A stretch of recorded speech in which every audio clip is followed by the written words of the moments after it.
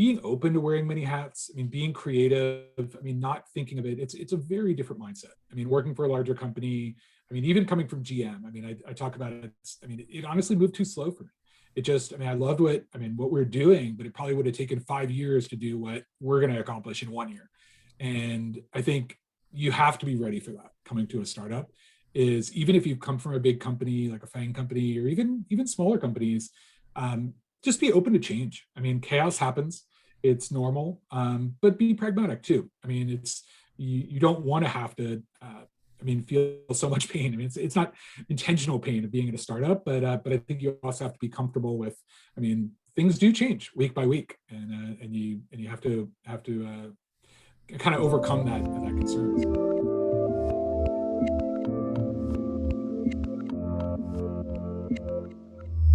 Hey everyone, this is Devin Miller here with another episode of the Inventive Journey. I'm your host, Devin Miller, the serial entrepreneur that's grown several startups and 7 and 8 figure businesses, as well as a founder and CEO of Miller IP Law, where he helps startups and small businesses with their patents and trademarks. If you ever need help with yours, just go to strategymeeting.com and we are always here to help. Now today we have another great guest on the podcast, Kirk Marple. And Kirk grew up in a small town in Pennsylvania, did college there, and then wanted to be a chef, but switched to being computer science, which he'll get into a little bit of how you go from one extreme to the other. Worked for a few companies in the DC area, went to grad school in British Columbia, went to work with Microsoft for a period of time, then wanted to be a bit closer to the customers, so did a startup in around 2001, ups and downs with that, and then went and did another company in 2008 that kind of restarted the original company, sold that one off, bootstrapped a different company, worked for some buyers for a few years, and then went back, did a few other things before starting his more recent company that he's doing now. And that's a condensing of a lot longer journey. And so with that, welcome on the podcast, Kirk.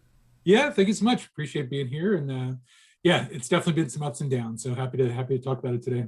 Absolutely. So I did a kind of a quick walkthrough of your journey, but take us back a little bit in time to growing up in Pennsylvania in the smaller town. You're going to college, being a chef, and then decided you didn't want to be a chef anymore.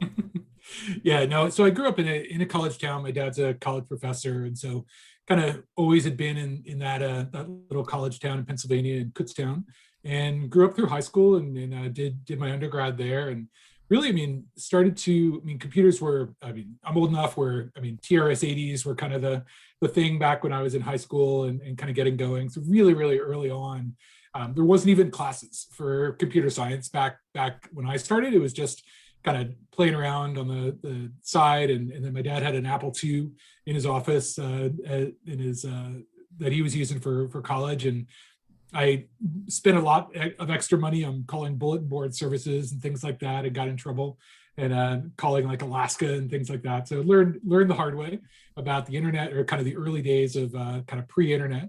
And yeah, just decided computer science was something I really enjoyed, but didn't think it was going to be my career. Thought it was just kind of a hobby, something to play around with. And then really just realized, I mean, this is my passion. I mean, it's something I really enjoyed, and I see the creative side of it. And I think from a cooking side, that was always the thing. I decided, okay, cooking is going to be the hobby and computer science is going to be the career.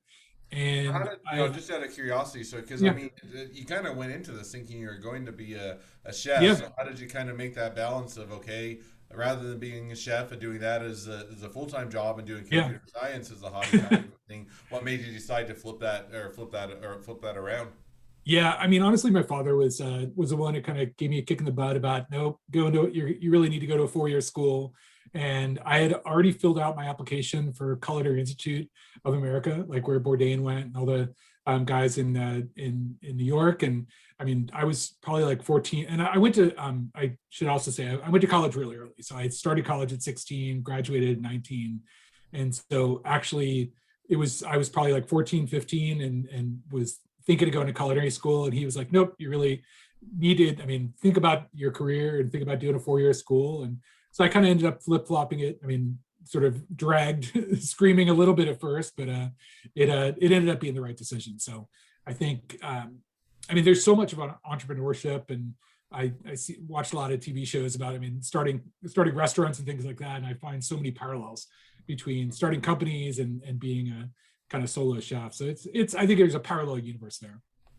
Fair enough. So now you said, okay, I'm going to make the switch. I'm going to go from what was going to be a chef to more now computer science. I'm going to go into that direction. You study that and you come out with the degree. Where did your journey go from there? Yeah, so I mean, after college, knew I wanted to get out of the small town, and was I mean, I had done some internships actually back in the day. You could get jobs for the government in the summer, and I did some little GS4 jobs and lived in DC for some summers and loved it, and then ended up moving down there. It was a great, I mean, DC was a great time. I guess that was in the kind of late 80s, early 90s, and had a blast there. And then started to think about grad school. Did a little bit of grad school at GW in near DC, and then decided to really do it full time. And so I'd worked for, I guess, 4 or 5 years in there. All kinds of, and I mean, it's interesting looking back. I mean, very kind of similar media related companies, and ended up going to grad school for computer graphics. And UBC in Vancouver had a great program for that, and ended up going out west. So you did that. Now you done do graduate school for a period of time. Now you coming out of graduate school, so you went to work for Microsoft. Was that Yeah. just always wanted to work for Microsoft? They're a powerhouse. It was the first job you got, kind of what you wanted to be, or kind of how did what led you to go to Microsoft as a way to start your journey out? Yeah, I mean, it's funny. I was going for computer graphics, kind of ended up that my math and physics skills, probably I knew that I was kind of not going to cut it as a graphics researcher, and sort of pivoted into the multimedia area, kind of more in the video space, and started to learn about distributed systems, and actually ended up seeing a job opportunity at Microsoft where they were just starting off with the first version of the Microsoft network. I mean, this is really early on, pre-internet, and it was a perfect fit. I mean, I joined a really incredible team there that was basically building, you could think of it almost like, I mean, the first pre-web browser, and all of the streaming media controls, basically to compete with AOL back in the day, and dropped into an incredible team there. And it was a super fun experience. And so I ended up pivoting into Microsoft Research for 3.5 years, and worked on 3D virtual worlds, which was something that, I mean, never thought I'd get to experience, but it just was I mean, super, super fun experience. Great people there too. So you do that. No, and that definitely makes sense. You do that for 6 years. You've been Yeah. at Microsoft for quite a period of time. And it's a good company, I'm sure, with good benefits, good pay, and Mhm. everything else. So what made you decide that you wanted to go from Microsoft, which is a juggernaut in the software industry, to Yep. something more of a startup or small business or doing your own thing? Kind of, what was that trigger? What was the motivation there? Yeah, I mean, if you think back that time, it was kind of a crazy time. I left basically right when the 2000 crash was happening, and I mean, the stock market was crashing, and Microsoft, the DOJ trial was happening, and so it was kind of, I was at a point where I mean, I think Microsoft was having some struggles. I was kind of trying to find my place there. What do I do next there? And also just really started to see I mean, the internet wave really happening, and just wanted to be part of it. And so I left and actually started, worked for a little company for just about 6 months, and doing some video transcoding work as a director of engineering. But I met a guy there that ended up being my co-founder. And the company we worked for got merged with somebody else. And so it was either go with them or go off on our own. And so we decided to take the leap, and basically it was just he and I. He was the kind of hustler, I was the hacker, and we went for it. So it's pretty, I mean, classic, classic kind of dive in deep story. Now, when you guys decided, okay, we're going to take the leap, we're going to, got the founder, co-founder, and you got the right type of skill sets, did you have a business in mind? Did you already have an idea of what you're going to go after? Or was it just, hey, if we think we can do something cool, we'll figure that out later on? Or kind of how did you arrive at, now that other business has been acquired, what you guys are Yeah. going to do together? I mean, we pretty much knew what we were doing day one. I mean, it was basically about automating video transcoding. And if you think back, and this is a while ago, I mean, 20 years ago, I mean, YouTube didn't exist yet. I mean, there really a lot of this stuff that we're so used to today didn't exist. And the idea of automating how to get video onto the web, there weren't a lot of companies doing it. And so I had an idea from my experience that I could do it better and build a media management system that could, I mean, be something useful. And we pretty much went heads down for a while, and started building something. Realized, I mean, we kind of need to double down and build more IP ourselves, which, I mean, back in the day was, I mean, something, I mean, as you know, it's key to figure out, okay, what's your value in the IP range. and we just started grinding. And we bootstrapped the whole thing. We never took any funding in, and started to get a bit of momentum. And this is, I mean, we could talk about the ups and downs in the early days, but it's yeah, when you're bootstrapping, I mean, it's every dollar is a good dollar. And so we learned it a lot. I think every good dollar is a good dollar no matter where you're at in the company. Yeah. I'll take any dollar I can always Yeah. get, but no, I definitely think that makes sense. So you guys did that, and you said, okay, we've got our founder, co-founder, we've got an idea, we're gonna to go for it. You build the company, and then I think that there was, as you mentioned, the ups and downs. And one of the Yeah. things that I think when we chatted before, and correct me where I'm wrong, is that kind of around 2008, you almost did kind of a restart of the company, or you kind of Yep. a relaunch of that. What was kind of how did that come about, and what was necessitated that? Yeah, I mean, we've been going for a while, and I mean, we've been making, I mean, I guess seven-figure revenue, low seven-figure revenue, and be able to survive. And we were, I mean, had a small team, and I think we hit a point where, I mean, it was the classic kind of co-founder divorce scenario where it just it wasn't working anymore. And so I mean, it was a really rough period of time where I had to decide, okay, do I just go get another job, or do we figure out a fresh start for the business? And ended up kind of figuring out a way to move on and basically restart a company. Was able to bring over the IP from the other company, do, I mean, a lot of legal fees and all that kind of stuff, but it ended up being a positive. And so brought over our VP of sales as one of our new co-founders. And yeah, it took another 4 years, but we were able to, I mean, really, I mean, blossom and make something out of it and sell it. So. No, and I think that definitely makes sense. And you kind of hit that crossroads. Hey, we can shut it down. We can go do something else, or we've got to do a change. But something has to change either Yeah. way. And kind of hitting that restart button on the business, or it sounds like it was a good path forward. Now you guys hit the restart button, and I think for another 4 or 5 years, you continued on, and before Yeah. you sold the company off. Is that right? Yeah, so I mean, we started to get a good number, I mean, really name brand customers. We had all the major broadcasters. I mean, we had ESPN, we had NBCU. So we were doing, I mean, I mean, if you look at it that way, we were doing a good job for a really tiny company. There were some really big competitors out there, and that was what we hit. Is there was a couple sort of whales of competitors that had a lot of funding, and we just couldn't compete. And so we ended up either, I mean, do we take in funding? Do we kind of sell to somebody and try to figure out what the next step is? Because we kind of hit a limit of what we could do in a small bootstrap company. So we ended up selling, really to especially get international distribution and sales was key. And then, yeah, I mean, I kind of kept the same role, kind of chief software architect role, and kept grinding away for a number of years. But it was, I mean, I can't say it was I mean, it wasn't really the outcome I expected. Probably wasn't as lucrative, but I mean, it's an exit. You'll take, I mean, I'll take it. And yeah, I worked for them for, I guess, about, I mean, 3 years after the sale. So now you work for them for 3 years. Oh, I guess first of all, you sell and say, okay, we've kind of hit our limit where we want to take this, what we're able to do with it. We'll sell it. We'll stay on for your period of time. You always hope that will be lucrative and make worthwhile. Sometimes it works out and sometimes it doesn't. But then you hit the end of that 3 years. Then where did you go from there? What did you, first of all, what made you decide to end it with the buyer and not continue to work there? And that can be everything from, hey, at the end of the golden handcuffs, I wanted to go do my own thing, to the business wasn't going where I wanted to, or wasn't as fun, or any number of things, or they didn't want me anymore.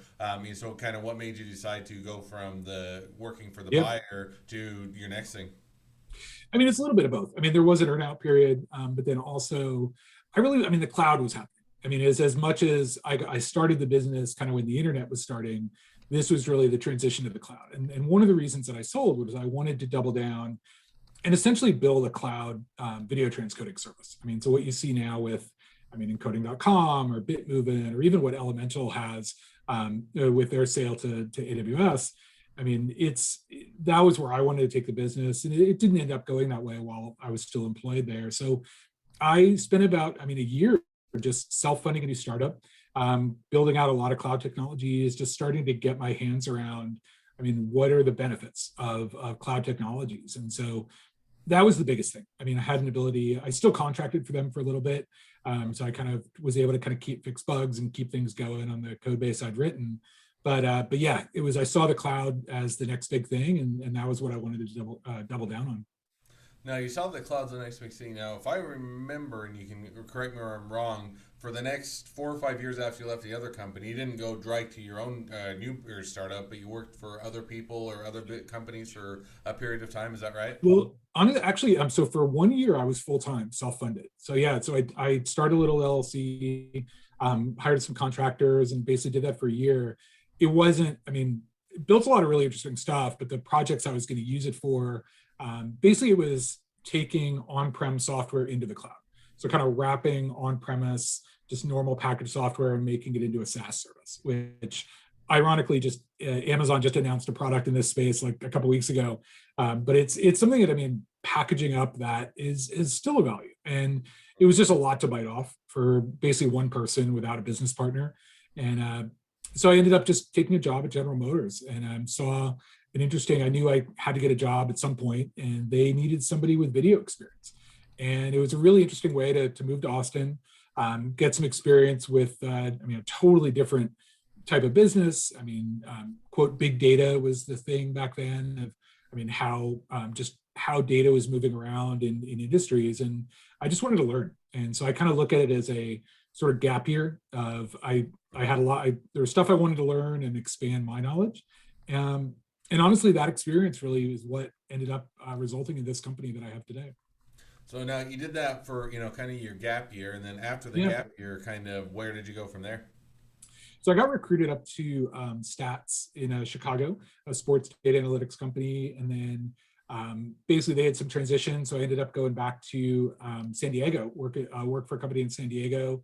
Honestly, the last several companies have been just people that I've known through the years, saying, "Hey, we need a senior engineering exec. I mean, we have a new company or we have a role. Can you come help us kind of go 0 to 1 in this new role?" And so that's what I've kind of done the last several jobs. Ended up in working for a company up in the Bay Area.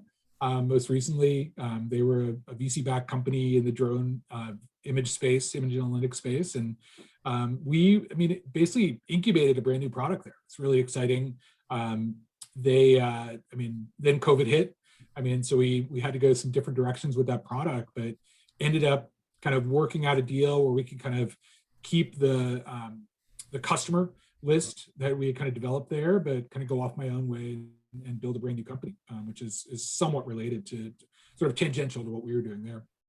And that's what I was gonna say. So you did that for a period of time, kind of worked with the other businesses, did some consulting work, did Yep. the work for them, and then COVID hit. Now, is that when Unstuck Uh, or came into or kind of where does Unstuck, which is what you guys are doing now, or Unstruck? Sorry, not Unstruck, Stuck. yeah. I think I said Stuck, but Unstruck. No, no. Where did that fit into everything? Yeah, so I mean, it's honestly, I had written a business plan for almost the same business when I left GM. And I was thinking of starting it then, didn't have access to the investment community as much, not kind of being close to the Bay Area. And it's funny, I mean, I had the opportunity to kind of learn what the sort of the needs and the wants are of the industry at the last couple of companies, and just really from better networking. I mean, met the right people to do a seed round, and everything kind of fit together and started at, I guess, Q4 last year. Um, Put together a seed round and basically spun out and did this. We started, I guess, February of this year officially, and closed our seed round in March. Oh, cool. So now you've started that, you've got your seed round. Now, that kind of brings us a bit up to where you're at today. Now, if you kind of take the business where it's headed, what you're kind of projecting out, where do you see things headed next, or kind of what's the next Yeah. steps for you guys the next 6 to 12 months? I mean, we're grinding right now, so we're aiming at, basically we're deep into product development. We're planning to go into like a private preview, basically in the July timeframe, at this point, and then we have a number of kind of warm business partners and customers, that we're looking to roll this out with. It's, I mean, everybody from ports to chemical companies to pulp and paper companies, folks like that. So like industrial companies that use media in different ways. I mean, everything from images to videos to 3D. And but yeah, it's a team of 6 full-timers. We've all worked together before. Basically some, I mean, engineers, sales folks, designers, that, yeah, I mean, we're super heads down right now, and the product's looking great. I mean, we've only been basically at it for 2 months full time. But the thing is, the back end of the product is what I've been working on for the last 5 years. So I had actually taken everything that in that startup that I started 5 years ago, a lot of nights and weekends, and built out a lot of IP. And so that's actually what we injected into this new company. So the back end was mostly like 80% done already. Hmm. So we're really focused just on building the front end and filling in gaps right now. No, I think that sounds like it'll be an exciting time, and always kind of fun to see how things turn out as you guys continue to build and grow. Especially as you've brought on some funding, have a bit of wherewithal to have a bit of room to breathe, or at least Yep. focus on the business side for a bit of or a period of time. And it seems like funding is always one of those where you're never quite done with it. Um, Yeah.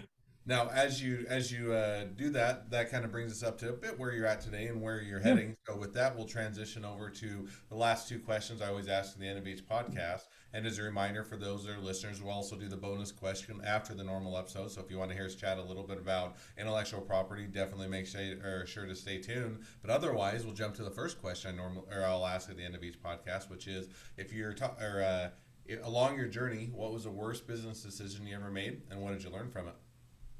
Yeah, I mean, one that I always think back to is as a small company, we were doing a deal with two very large companies. One kind of in the media space, one more of a technology company, and we strung ourselves out too far without money coming in the door. And so I mean, it was one of those kind of like hope is not a strategy, which is kind of one of my main mantras where we hoped for too long. And they ended up killing the project that we had done probably between 3 and 6 months of work with them on our dime with no money coming in because there was this big sort of, I mean, pot of gold at the end of the thing that we were hoping for. And I think it's just a lesson that I've thought about many times since then, where you got to get some consulting money, you got to get something along the way because these big companies have the money to spend. And when you're small, I think it's too easy to kind of just assume everybody's going to be nice to you and do the right thing. So I think that's one of the biggest things that I think about whenever faced with a similar situation in the future. No, and I think that there's a fair point to that in the sense that sometimes you're like, oh, they'll pay me, they're good for it. I just want to get the work and I want to impress them and do a good job and everything else. Yep. And then and then you go. It's kind of death by a thousand cuts. You continue to move along more than you otherwise Yep. probably wouldn't feel comfortable with, but because you kind of I can wait a little bit longer. Oh, they're good for it. Oh, we'll just do a little more work, and then you look back and you're like, well, you're gonna pay me, and then it's and it's whether or not they pay you, and whether or not you can sustain it, whether or not what happens if they're not happy, or any number of things. And so I think there's always that kind of get that initial, whether it's you call it down payment or initial retainer or initial whatever, to make sure that they're committed and there's actually the funding there and that they're going to pay you. So I think that's Yep. definitely an easy mistake that you can often make as a startup, but also a good one to learn. Yep. Just jump into the second question, Yeah. which is if you're now talking to somebody that's just getting into a startup or a small business, what'd be the one piece of advice you'd give them? I think I mean, being open to wearing many hats. I mean, being creative. I mean, not thinking of it. It's a very different mindset. I mean, working for a larger company. I mean, even coming from GM. I mean, I talk about it. I mean, it honestly moved too slow for me. It just. I mean, I loved what we're doing, but it probably would have taken 5 years to do what we're going to accomplish in 1 year. And I think you have to be ready for that coming to a startup. Is even if you come from a big company like a FANG company or even smaller companies, um, just be open to change. I mean, chaos happens; it's normal, but be pragmatic too. I mean, you don't want to have to. I mean, feel so much pain. I mean, it's not intentional pain of being in a startup, but I think you also have to be comfortable with. I mean, things do change week by week, and you have to kind of overcome that concern. So, No, I think that definitely makes sense. So, and I think that's a great piece of advice as well. So, awesome. Well, as a reminder for people, we'll talk about intellectual property in a minute. But otherwise, if people want to reach out to you, they want to be a customer, they want to be a client, they want to be an employee, they want to be an investor, they want to be your next best friend, any or all of the above, what's the best way to reach out to you, connect up to you, and find out more? yeah, I mean, LinkedIn is usually LinkedIn a lot, but also Twitter. We have, I mean, just my name, Kirk Marple on Twitter, or Unstruck at Unstruck on Twitter, are probably the main places right now, or our website, just unstruck.com. Awesome. Well, I definitely encourage people to reach out, connect up, find out more, and support a great business. So, Thank Well, you. as we wrap up, thank you again for coming on the podcast. Now, for all of you that are listeners, if you have your own journey to tell and you'd like to be a guest on the podcast, feel free to go to inventiveguest.com. Apply to be on the show. We'd love to have you. Two more things as a listener. One, make sure to click subscribe in your podcast player so you know when all of our awesome episodes come out. Two, leave us a review so other people can find out about all of our awesome episodes. Last but not least, if you ever need help with patents, trademarks, or anything else with your business, feel free to go to strategymeeting.com, grab some time with us to chat. So now, as we've wrapped up the normal episode where, it's always kind of fun. I get to pepper you with questions. You get to talk about your journey. Now we get to switch gears a bit. And as you gets asked a question and I get to be in the hot seat for a bit. So with that, I'll turn it over to you to ask your number one intellectual property question. Yeah, no, I mean, I think it's interesting because having been through asking myself this question of, I mean, do we do patents? I mean, how important are they at a small company? I think that's my big question. I mean, I've seen both sides of it, and I mean, I know there's value, especially with selling your company, to have a patent portfolio. But I mean, just think if you have any advice for when is the right time to patent your technology, and maybe are there times when patenting isn't the right thing? Yeah, I mean, I would look at it. One is, what is the plan for your business? Meaning, hey, is it one where we're not, or I guess what is the core of your business? Is a better way to put it, in the sense that, hey, is the technology that we're going to be building and innovating, is that going to be the core of our business, or is it going to be the brand? We're going to build a killer brand. We're going to have great customer service, great branding, great marketing, great sales, and that's what we're going to pride ourselves on. Or is it something else? Something else with your business, and that's kind of where it starts. Because if the technology isn't going to be the core, if that's really not what you're building, intellectual property, at least on the patent side. Now, maybe branding, you're going to go on the trademark side, but at least for patent Yeah, side, probably doesn't make sense because you're not going to derive that value. You're not going to get that return. Now, let's yeah, say you are working on it, whether it's software, hardware, or mechanical or anything in nature. You say, okay, what we are is we're going to innovate. We're going to put our stuff new, and it's going to be different. That's where we're going to put the focus of the business. Then the question becomes is, one is, first of all, do you have the budget to be able to do it? If you don't have the budget, don't get your company up and going and actually get a product that you can make money off of, because you can have the world's best intellectual property. If the company goes under and you never make sales, it's not yeah. going to survive. So I would always make sure that you have that plan within there. And then the question is now what is the purpose of your intellectual property? And there's usually a couple that you may be looking at. One is going to be, hey, we want to protect what we have. So if somebody else comes along, they rip it off, they copy us. They otherwise do something that we want to be able to control, so that somebody doesn't take all of our hard work or time, money, and effort and just simply ride our coattails to success. And then the second one is also more of an investment side, and it can be an asset as an example. And you kind of mentioned that it's going to be one where an angel investor, venture capital, or somebody else is going to come along, and they're going to say, what assets, what's proprietary value, what do you protect, how do you protect it, and then is it investable? And so that's one where you can say, hey, are we getting intellectual property to protect ourselves down the road? Are we doing it to make ourselves more, or more attractive to investors? Are we, another one is you may say, okay, right now we're not looking even for investors, but down the road we're looking for a merger, we're looking for an acquisition, we're looking for a licensing play or anything of that. And again, that's where I would start to parse it out, because each one of those has a bit of a different strategy. If you're going to do it now, if you need investor dollars tomorrow, and all investors are saying we're not going to invest into you until you protect what's proprietary about you, you have a much more sense of urgency, versus if you're saying, hey, down the road we want to do licensing, we want to set ourselves up for merger and acquisition, then you may hold off for a bit, get the company up and going, and then focus on the intellectual property. One other kind of side note that oftentimes that startups and small businesses aren't aware of, or at least people that haven't gone through the patent process as much, is anytime you put anything out in the public, you have what's called a 1-year disclosure period. Basically means if you offer it for sale, you put it out in the public, you put it on a website, do a presentation, put it out to people in any way, you basically get a 1-year time clock ticking, that if you miss that window, if you're 1 day after that 1 year, you just donated whatever you put out in the public, you can no longer get a patent on it.